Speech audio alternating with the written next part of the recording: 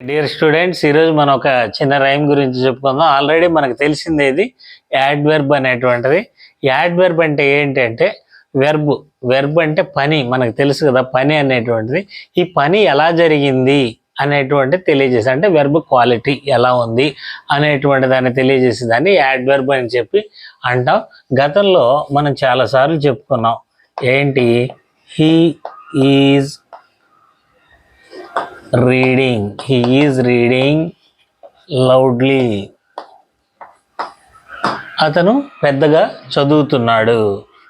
He runs fast. అతను వేగంగా పరిగెత్తుతాడు. అలాగే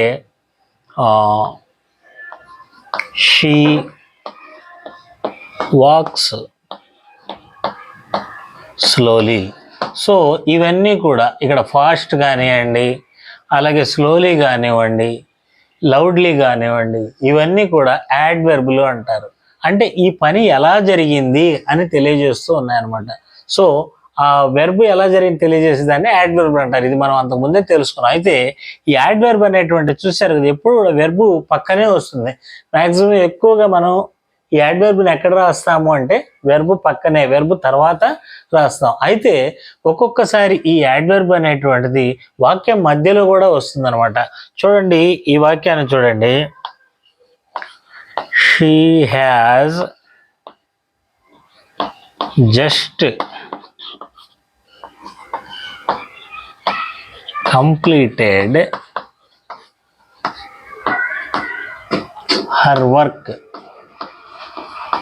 she has just completed her work. ఇక్కడ జస్ట్ అనేటువంటిది ఎక్కడ వచ్చింది? మధ్యలో వచ్చింది అనమాట. అంటే ఇది యాడ్వర్బ్. జస్ట్ అనేటువంటిది ఇప్పుడే అనేటువంటి అర్థంలో వాడబడింది. అంటే ఇప్పుడే ఆమె ఆ వర్క్ని కంప్లీట్ చేసింది. అలాగే ఇంకోటి చూడండి, ఆల్వేజ్ రవి